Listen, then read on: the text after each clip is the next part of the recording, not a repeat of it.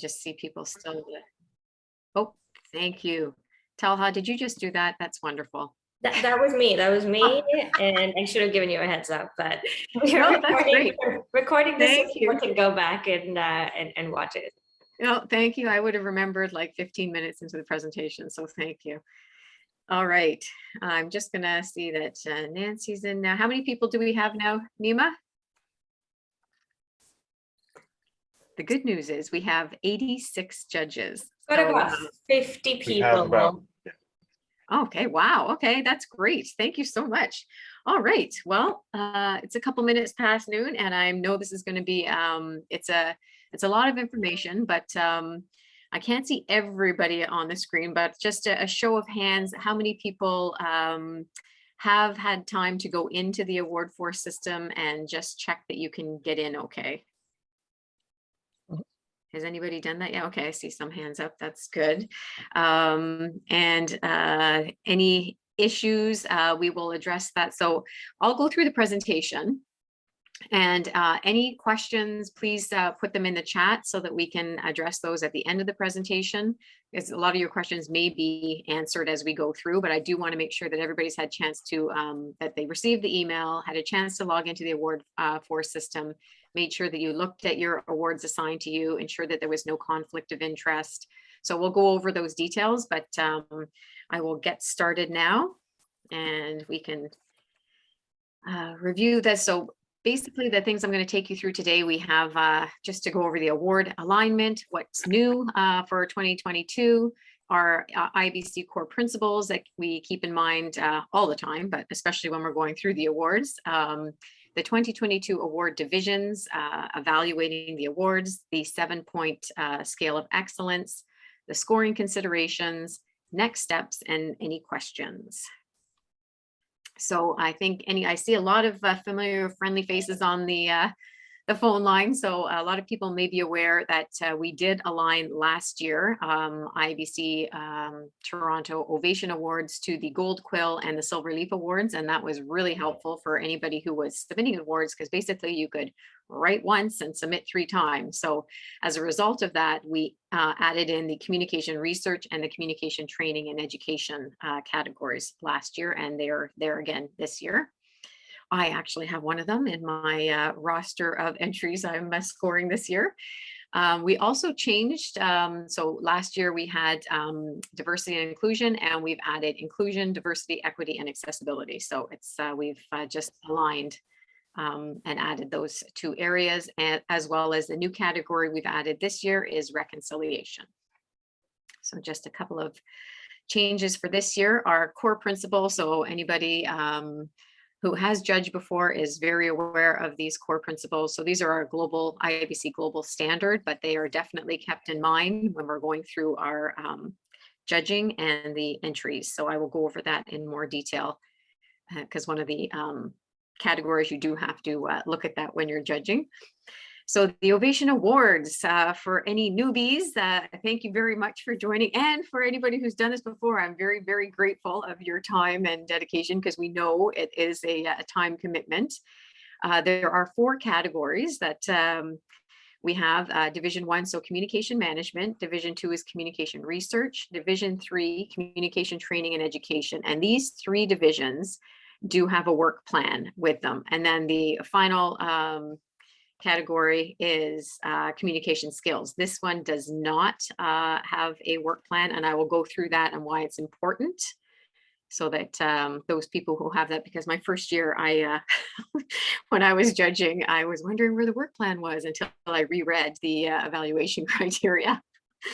Okay, so Division 1, I'll go over these very high level. This covers, so communication management covers projects, programs, campaigns guided by a communication strategy.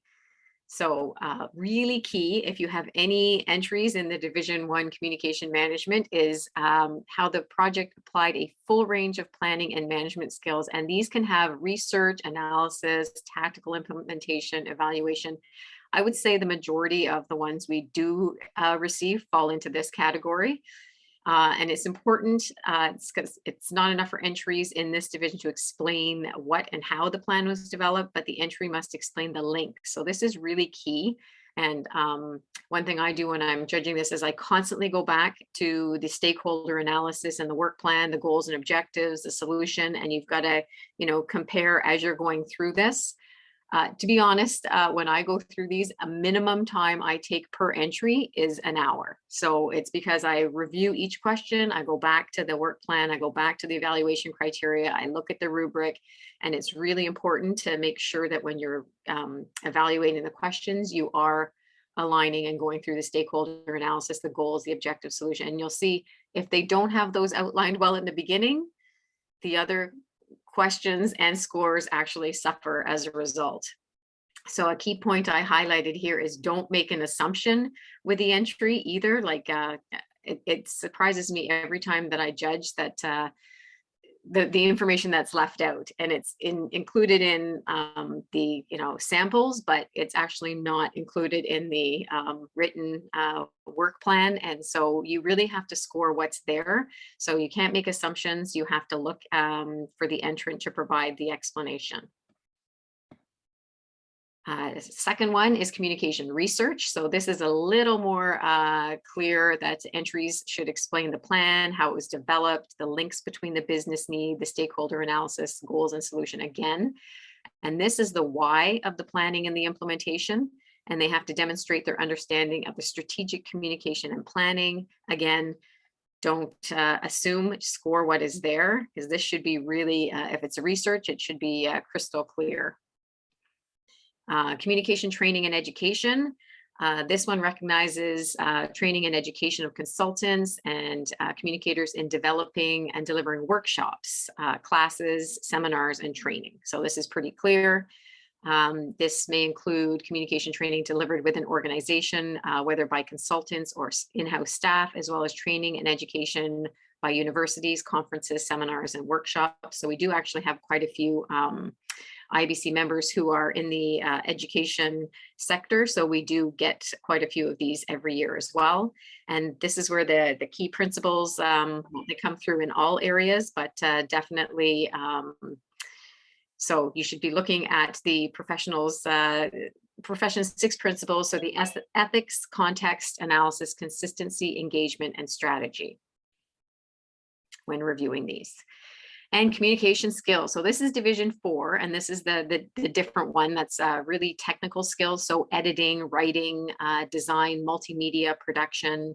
So this one is tactical, and they're often like part of a bigger campaign. And in fact, some people can be, entered in one campaign can be like across the different areas, and they could put their tactics in the communication skills.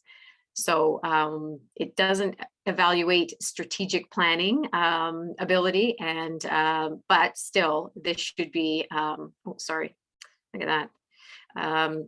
It doesn't have a work plan, but it's still, you go through the rigor of evaluating according to the rubrics in the communication skills section, just like the other ones, just without the work plan. So we'll go through those details, and I'll show you an example of a rubric. So evaluating, I think this is quite timely after our just recent Olympics. Felt like we're all Olympic judges here heading into the OVATION Awards. This is a key one for me every year, and I just finished one as a test evaluating, and it was extremely well done, but their goals were not smart goals. They had specific, but the person did not have measurable and or time-based in their goals that they put forward. And you'll see how this really impacts, because it's we are all aware of the SMART acronym, but really it helps when you're going through and scoring the goals, that it should be specific, it should be measurable, achievable. You should look at it and say, are they like the goals that they put in there, are they way too like unrealistic? Contributes to business goals, because that should also be very clear in your statement, in your work plan. And time-based, this should be definitely measured, and this should be included in the goals. So this is one of the most important things to me as a judge. This is my Bible. And it leads to the rubric, and honestly, when you sit down and judge, you should definitely have your evaluation. We sent you the link in one of the emails, but if you don't have it, we will definitely send it out. We'll make sure that you get it on the website. But I have it, it's beside me as I'm scoring all of these, the 7-point scale of excellence. I've only been doing this for 5 years, and I know there's judges on the call that have been doing this a heck of a lot longer than I have, but in the whole time I've judged, I can't say I've ever given a 1. I think if anybody's submitting an award at this level and you're paying to submit it, basically, I think the lowest I've ever given is like 3. But 4, just so everybody knows, is average. 4 is good. Like 4 is a professional sound submission. And one thing we noticed last year when we were going through these, a lot of our judges gave 6s and 7s. And that was very generous, but 6s and 7s honestly is just like somebody mentioned it to me, is like you're walking on water. To get a 7, that is like absolutely outstanding, out of the park, home run. I have awarded 6s because I have had the good fortune to receive some really amazing submissions that ended up going on and winning best of the best. But it's very, when you're scoring these, 4 should be, when you're looking at this across the board, if it's a 4, it's good, it's professional, it's sound, it's average, that's great. So I wanted to drive that point home, because last year there was quite a few 6s and 7s, and we actually had to go back and review them because they really, when you get 7, that is like outstanding. So I'm bringing this into context here.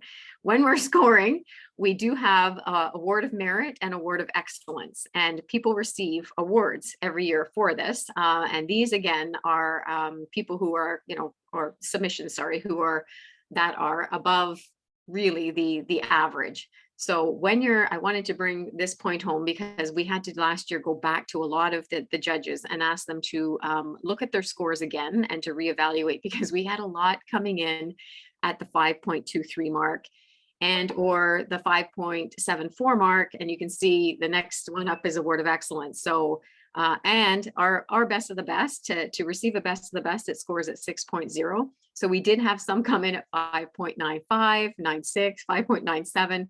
So we just went back to the judges. We're not asking, honestly, we're not asking to, bump the scores up just so those people get an award of merit or an award of excellence. The reason why we went back last year is because we had a big gap between some of the judging, which is what I'm going to talk about as well. So some of the judges had, for example, their average score was coming in at 4.25 when their partner was coming in at 6. So we did have them go back, because really there should be no more than a 0.5 between each of your actual submissions. And that will help at the end of the day determine who actually receives an award of merit and award of excellence. And that will be more on point. We will still probably have the ones, that come close, and we will reevaluate and ask you and your partner to go back and take a look at it. And some we did last year, and some came back and said, no, you know what? We looked at it and no, we're standing by our 5.2. And so we were like, fine, that's great. We just wanted to give, the opportunity and let the people know that there was the award of merit and the award of excellence. And please keep that in mind when you're scoring. And as I mentioned, best of the best, excuse me, is 6.0 or higher. We will be tapping into a judging panel committee to help the IABC executive select who is the best of the best. So once we do have all the 6 and higher, we do put them into a review panel process, so that, and we actually go with our own review panel, as well as we tap into some accredited global IABC members to review these, so that it's an impartial outside jury of panelists to help us pick the best of the best. But this is really innovative thinking, unique approaches, work that really raises the bar and the standards and leads to outstanding business and or social outcomes. And this, we're going to hold back and make sure that we announce this with a big unveiling at our event, which, fingers crossed, I know big reveal here on the call is we are really, really hoping to have this in person, everyone. I don't want to jinx it, but yes, that is the goal, the plan. And I know Chantal is on the line, and she is our VP Ovation and is working hard at pulling those plans together. All right, so next steps. Everybody should receive, I know Talha and Nima, who are on the line, are sending out the email confirming who your partner, your scoring partner is going to be. Everybody's going to be partnered up.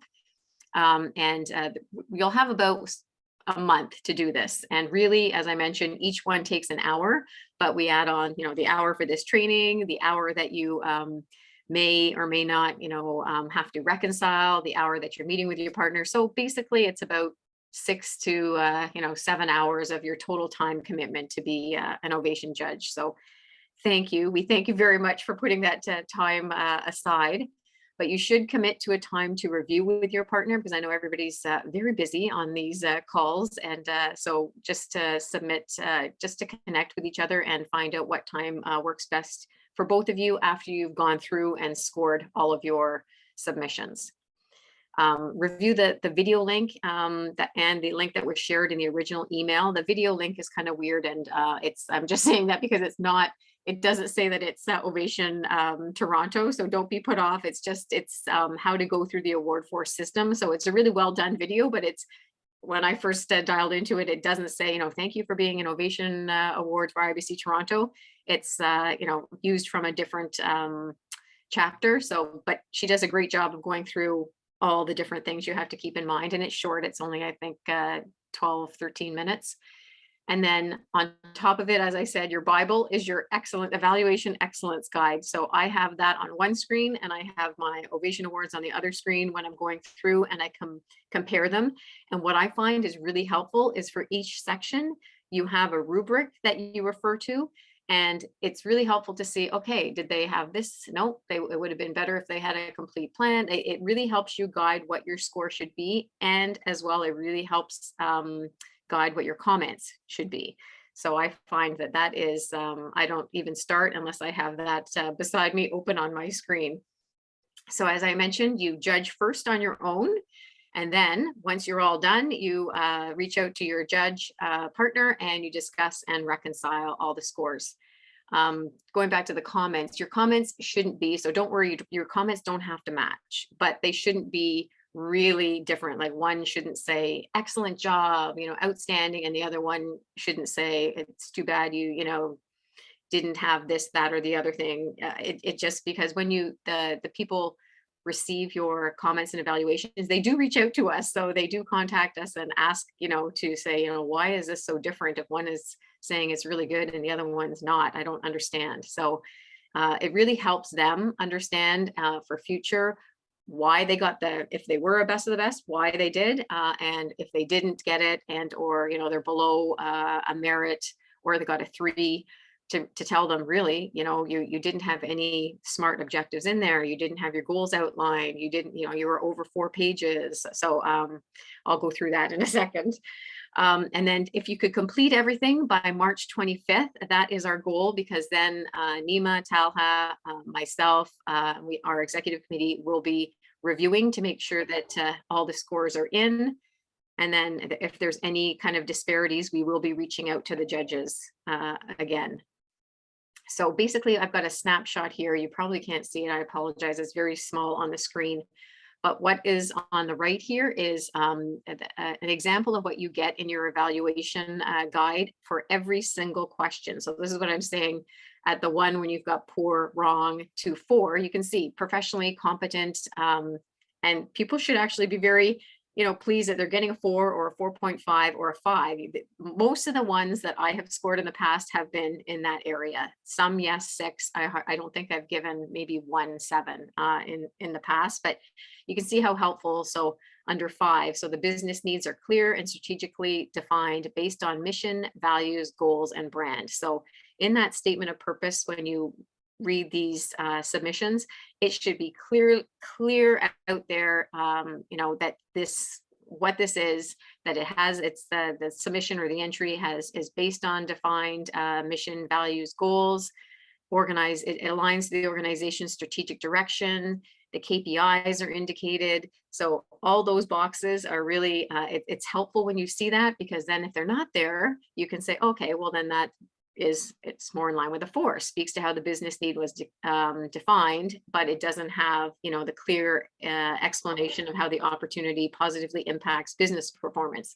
So you look at this and that's how you pick, okay, is it a 4? You can pick 4.5. Is it a 5, or does it really knock it out of the park, and is it superior evaluation as a 6? So what I do is I use this to help me score, and then I also use it to help me fill in the comments. So that's the rubric. And then basically, I think I went over there. So yeah, when you're going through, please try to be objective. I know it can be hard, especially because we're all passionate communicators, and this is our life and our world. And we know sometimes what we would do, but it's you have to try to be objective, and also start with the positive in mind when we're putting down the comments. Like if they're missing a goal, basically, I generally say, good submission, and good indication of X, Y, Z. It would have been stronger. This score would have, or this submission or entry area would have scored higher had you included, your SMART objectives. Something to help for them to better understand. So as mentioned before, ensure measurable objectives are included for a score of 4, which is professionally competent. Division 1, 2, and 3, as I mentioned, should have outcome-based objectives, and it is outlined in the evaluation guide what that means. And there are, I think this section has 2 pages that go through the difference between outcome, output, what you should be scoring, why, how. It's really clearly outlined. Provide quality feedback that mentors and coaches entrance. So really help them understand why they got the score that they got, and to help them improve next year when they have to take it back, because a lot of these could be submitted on behalf of, it could be an agency submitting it on behalf of a client, and the client might be asking the agencies, well, why didn't we win, or why, what do we need to do better? So it just helps to educate everybody in our business. Once you've completed the score, double check to ensure it's missing, like go right through, make sure there's no scores. You will notice when you're going through to add the comment, you have to hit save when you're going through. So you'll see when you get to the award force, there's a big blue button, and after you hit the comment, if you don't hit save and you go to the next one, it won't capture your comment. So make sure it's quite large under the comment box, so you can't miss it. It does say save. And then have an honest discussion when reconciling entries with your partner. Be sure to review the scores, and as I mentioned, that comments align and not to contradict each other. So they don't have to be exactly the same, but they shouldn't contradict. All right, so feedback. We all need it. It's a valuable development opportunity, and I love how this is positioned. So spend as much time gifting your knowledge and insight, because it is. We're all professionals. We all have experience in communication. Some of these people might actually be writing and submitting their OVATION Awards for the first time, and it is a valuable contribution to provide your insight and knowledge to these people to know how they can improve on these for future and win eventually a award of merit, award of excellence, or a best of the best. And then you and your scoring partner must come to an agreement on each individual score. So it's okay if it's 0.5, but there shouldn't be a huge gap between, like a 6 and a 2. And then each score. So please try to include a comment for every score. I know it's going to be, and this is why it does take a minimum of an hour, because after you go through and you're like reviewing these, sometimes it does, if you've got 4 to do, by the time you get to the 4th one, you're finding it a little bit challenging sometimes to come up with that, the comment to put in if some of them need it. So just that's why you have a month to do this, so you don't crunch and do these all together.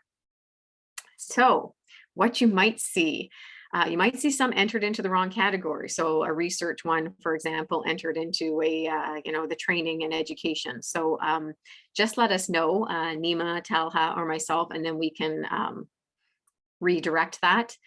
You might see ones with no goals at all, which if they don't, it shouldn't score. You shouldn't even score 3 on that one. no key messages in the work plan. So you will, I have seen some of these over the year, no cohesive story. So you'll see some maybe that have like just bullet points and nothing really ties to the business objectives and or the goals.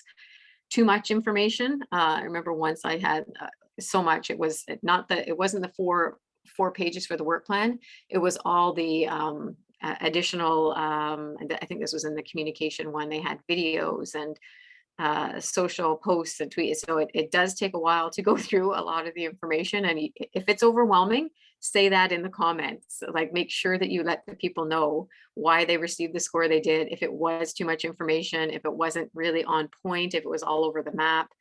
Missing metrics is a big one. Really, nobody should ever receive even a 4 if they have missing metrics. Missing a client letter, that's key. If an agency is submitting this on behalf of a client, they must have the client's permission to submit one. So please let us know if they don't have this, and do let us know, because in the past there were some issues with award force and people had said that they'd submitted it and it just the PDF didn't upload properly. So let's give them a chance. If something is missing, that we can go out to them. Something like a client letter, it has to be there. So we need to go and check that. So disqualifications, we did actually have one last year. So ethical standards not met. We did disqualify one for the ethical standards not met. So it does happen. Work plan exceeds 4 pages. So we had one last year where, because of I guess how it was submitted, the 4th page was completely blank, but it did look like it was 5 pages. And then we had one where like 1 and 2 sentences went on to the 5th page. If something like that happens because of spacing reasons, that's fine. It's just if something goes like a full 5, 6 pages, that is means for disqualification. So it does need to stay to 4 pages. The entry doesn't support the work samples, so that would be a huge disconnect. Work isn't completed within the time required. So this is a 3-year period prior to December 30th, 2020. And inform, so if any of these happen and or you want to recuse yourself because there is a conflict of interest, for example, I work at KPMG in my day job. So if I had one that was submitted by somebody at KPMG, I would not score that. So I would let Nima or Talha know. However, last year I did score one for PwC because it was something that, I wasn't involved in. I'm not even in that area, but I was able to be objective and look at it, and it was actually extremely well done. So you can look at it. So if you're at an agency and you get another agency to score, we do ask that you be objective. However, if it's something within the same category that you're working on, then please do let us know so that we can reassign those. And then we will need to provide a detailed explanation if you do feel one should be disqualified. So just to go over the deadlines, and then I will open up the lines. I see 16. I haven't opened it, but I see 16 comments in the chat. So Friday, March 25th is the final deadline. So that is the day that you and your partner should have already entered your own individual scores in and met and reconciled your scores and comments and made sure that nothing was further than 0.5 apart. And then, so what we're going to do as IABC executive is to review to make sure that everything is in there and everything is sound. And we'll look at the ones that are 5.23 and or almost 6 or the almost award of excellence. We may be reaching out to you in those cases and asking for you and your partner to go back in and rescore. And it's totally fine if you go back and say, no, you know what, we already had this conversation and we're comfortable with the score. That's fine. We just want to give you the opportunity as well as the entrant the opportunity. All right, so I am going to open up the lines for questions now. Let me just Mandy, I yes. can just maybe start. There was a question from Christine, which I think would probably be helpful for just to get some clarity on for everyone. How picky or strict should we be if people have the right information, but in the wrong section of the work plan for so if you have key messages included, but not in the place that it belongs, or a budget included, can you talk to that a little bit?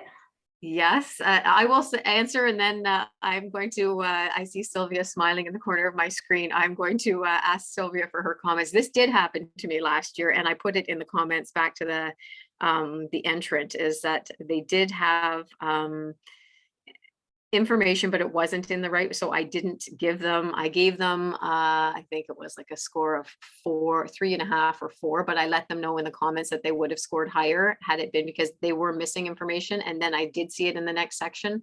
So I only scored what that section was supposed to have without that additional information in it. So yes, you should be picky because they need to put the right information in the right section, but make sure that you're adding it in the comments when you're scoring it. So Sylvia, I don't know, I'll defer to you for your thoughts. Yeah,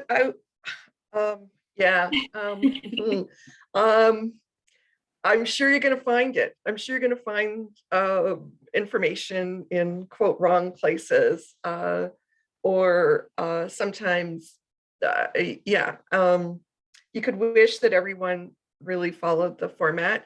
My feeling is if I can find the information, if they've provided it, somewhere in the work plan, I try to give people credit for the work they've done if they've demonstrated it anywhere. But definitely make the comment, because it does make it very much more challenging for the evaluators, and it might be possible that we miss it if it's in another section. So, key messages, for example, if it's in some other section and it's not where we're looking for it, we might miss it. So, yeah, I try to give people credit for what they've put in their work plan and work sample, regardless of where they've put it. Thank you. No, it's very fair. And that was a great question. I see Maureen has her hand up. Hi, Maureen. Welcome. Thanks for joining the call. Hi, Mandy. I just wanted to reply to that one. So one of the things I found recently in the past few years is that people do the 4-page work plan, but then they put the work plan plus all kinds of other information in the work sample. So now it's like 8 PowerPoint slides and there's all kinds of great information there. That is not acceptable. If you read the rubric, you cannot give credit for something because it's a disadvantage for somebody that was able to fit it the 4 pages. You can't give credit for stuff that's in the work sample that supplements the work plan. So if they talk about more audiences or they drill down in the audiences, which they should have done in the work plan itself. So that's the differentiator. But to Sylvia's point, you can use your discretion about where you're going to give credit for information in the work plan, but it shouldn't be that hard. If they make it really hard for you as a judge, please don't give them 6s and 7s. That's too hard. It should be an easy read, right? You should flow and you should find it where you're supposed to, but there's some discretion you can use there. Thank you so much, Maureen. And that is an excellent point. That's what my point before about too much information. I did have one of those last year that had PowerPoint after PowerPoint, and it was just overwhelming, and it wasn't the same information that should have been in, the metrics and the goals section. So excellent point. Thank you. I see Linda has her hand up too.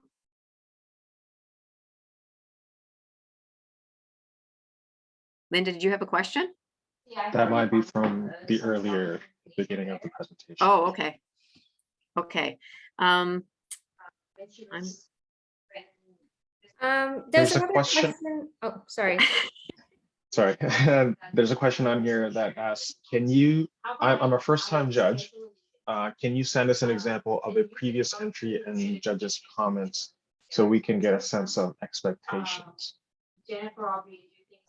I think we could do that. Yes, I can see if I can find that from last year. On the IBC Toronto site, there is a workbook of all the past winners, so you can see who has won the Award of Merit and Award of Excellence and Best of the Best. I will go through and see if we can share just some comments. But honestly, that the best comments to best reference or guide is that rubric, to keep looking at the numbers and the comments in there, so that that keeps you focused, keeps you objective, and I keep going back to that year after year to keep me on track. That's my guide. Maureen has her hand up. Sorry, Mandy, I'm going to jump in Oh, again and help you please. out here. Yes, So on that, use the rubric. Don't feel you need to pull comments out of thin air. You can cut and paste from the rubric where it says, you know, this was a superior example of blah, blah, blah. Or you really hit the mark because you know, tied the mission to the objectives, or you can cut and paste from there. Don't try and pull it out of thin air. This is where people get into trouble and they say, this was an excellent, you know, business case, when in fact it wasn't excellent, but people say it's excellent or good or great or good job or something, when in fact it's not that. Pull it from the rubrics itself. But a reminder on the comments that we're looking for winners at the end of the day. So we're not giving away the awards, but you're looking for winners. So back to your point about the judging, you're going in at a 4. So assume every entry and everything you're reading is a 4, and then go up and down from there, and that will help you give the comments. So if they're out of 4, did they do better? Did they do a little less than that? But on the comment section, don't feel you have to, and you know, tell more that's in the rubrics. And a reminder, you're talking to the entrant. I've seen some folks that talk like in third person, or, you know, they talk about as if they're telling somebody else a story. Remember, you're talking to the entrant. So you're saying, you did a great job of cut and paste from the rubric, doing blah, blah, blah. This could be better if you did blah, blah, blah. So you're trying to take someone who's a non-winner and make them a winner. So don't just tell them they didn't have measurable objectives. Give them an example of what a measurable objective looks like. For example, if you rewrote this one, number 2, as a measurable objective, because you want someone to look at that and go, oh, this is what I missed. This is where the disconnect was, and they could turn that entry into a winner. Yeah, that's an excellent point. And there are examples of that in that evaluation guide, especially in the metrics. It's very clear. It's the SMART, you know, measurable, achievable, timely. So you can basically copy and paste, as Maureen said, what they're missing. Like if they're missing the time frame, if they're missing the, you know, everything is in there. There's pages of like really what takes one from one level to another on the rubric and those pages of the evaluation guide. Michael. Thank you for a great presentation, Mandy. And thank you, Maureen, for highlighting the comments section. I know that's a part that for our new judges, they get a little anxious about. I just want to remind people that when you are writing these comments, this is a mentorship opportunity. And this, for especially our new communications professionals, is going to help, you know, impact their strategy as they move forward. And we want to make sure that we are being respectful in the comments, that we're being professional, and that we're providing constructive feedback. So yeah, I just ask that we keep that in mind as well. In the past, there have been instances where either the comments don't match up or they weren't quite so professional as well. So if we can keep that in mind, that would be fantastic. Thank you, Michael. Michael is our, for those who don't know, he's our executive vice president on IBC Toronto and an award recipient of, I think he's got quite the award shelf. So he is very fortunate to have received Ovation, Silver Quill, and Gold Quill. So he's definitely speaking from a place of knowledge there. But he does reference something that I did have a call with somebody who is no longer a member this year because of the negative feedback they received on their award submission. So we don't ever want to hear or see that, but yes. So, and that wasn't this year or last year, it was several years ago, but they are coming back as a member. So that's the good news. But the reason why they left was because of their negative comments they received as an award entry. So I just wanted to share that with you. Is there anybody say, Nima, I see your hand up. Yeah, I just wanted to jump in on a couple of things. So there was a question about what percentage of submissions win an award of some type. And, you know, I don't actually know the number on that, but what I'd say is I think people do spend quite a lot of effort and time, you know, putting their submissions together. So I wouldn't even think about, you know, how many awards should I give out? Like, I think it's just, you're the expert, go with your judgment, follow the rubric, and we are looking for your guidance, your insight, and I think just focus on that. And I think that again, it's your mentorship, regardless of whether your submissions all win awards or don't win awards. People are still going to benefit from the expertise that you're sharing. Thank you. Maureen? Believe it or not, the math always bears itself out that it's about 25 to 30% that are winners. I thought it was 25. Yeah. Yeah, and I only say that because that's a really low number when you think about it. So you're going to see a lot of not great stuff, which is your mentoring opportunity to get someone to take something that isn't quite great. It's probably a great program, but it's not a well-told story, and turn them around. So if you get 1 out of your 4 entries, that's a winner. Don't feel that you're not judging properly or according to the rubrics. That's probably on par. But again, having said that, we're looking for winners. But if you get a quarter, you're doing pretty good. Great, thank you. I'm just going through some of these, and Nima, did you get the one from Kate? It looks like she hasn't received access to the system. And Sean as well. So I'll just quickly on that. If I did send an email out, I think about a week ago. So if you were a judge last year, you can use your same credentials from last year. They should work. But if they don't, just send me an email and I'll go into Award Force, because the way it works is if you already have an existing profile, you just log in again. If you didn't, you should have got an email from Award Force inviting you to set up your profile. So just shoot me an email and I can figure out what's going on in the back end, because sometimes Award Force is a bit tricky.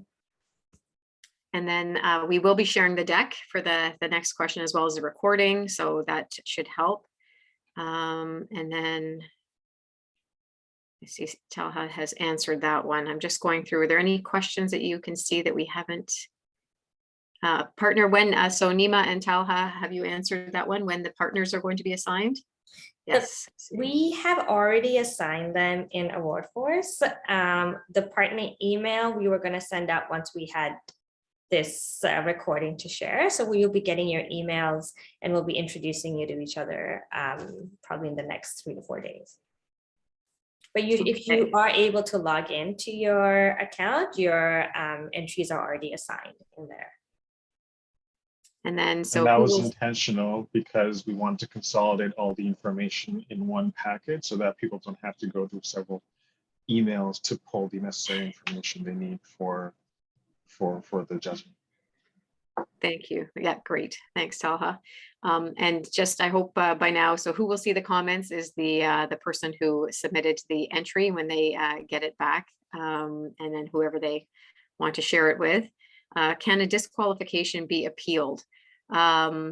I would say that would be if it's for something like ethics or something that's missing, or if something's 5 pages. No, I don't know, Maureen or Sylvia, if you have ever put one back in after it has been disqualified. But I think in order for something to be disqualified, it does have to get reviewed by a committee. So the decision, it has to be, made by a panel, and then I really don't think it can be put back in for voting after that.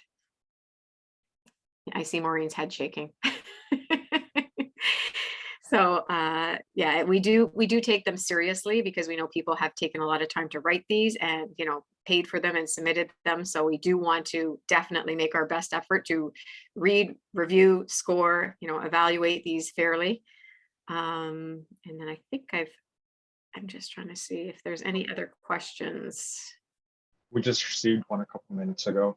Okay. Stephanie asked, will additional entries be assigned, or are the ones on our dashboard the total that we need to review?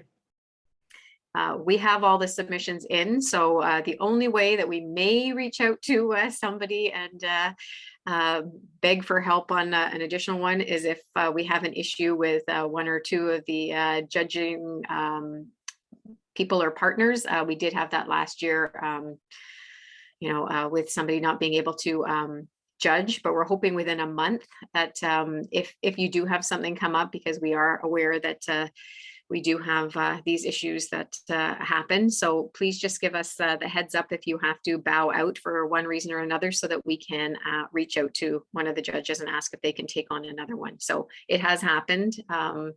But we are hoping. We did get a lot of judges this year. I think this is the most we've ever had. So we tried to make it really fair for everybody and give 4. We have had, some people have had to do 8 in the past, which is quite a bit. I see Natalie nodding her head. Yes, it's a lot to read, review, and score. So we're trying to go easy on you this year with the work from home and pandemic and the rest of it. Any other questions? I see, oh, Amy, I see your hand up. Hi, Amy. Haven't seen you for a long time. Hi. Nice to see you again. You too. I was able to log in, but it's showing me as an entrant instead of as a judge. There was some issue earlier on where they had to change my account, so I was able to enter one. So I'm not sure if it should be showing the submissions that I should be judging. Amy, you know what? A few people have had that issue actually. So I'm sending an email to Award Force today. So I'll add your name to that just for them to look into. So just give me a couple of days to get it sorted out. But sometimes if you were an entrant, if you also submitted an entry, the system kind of, it's tech issues. So but thank you for letting me know. And if anyone else has similar issues, just send me an email too, and we should hopefully get it all resolved within the next few days. I see Lindsay. Lindsay does as well. Hi, Lindsay. Okay. So yes, that would be great. So yes, after today's call, if you haven't done so yet, if you can please click on that link that you received from Nima and just see that you can get into Award Force. If you haven't gone on yet, as soon as you log in, you should get a form that you need to fill out. That's just like a disclaimer form, and then you're right into the system and you should see your 4 awards.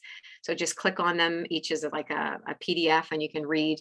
It has a summary of what it is, so you can just see if there is a conflict of interest. So let us know right away, and then just go through and make sure that the system is operating for you. If not, if you have any issues at all, please let Nima or Talha.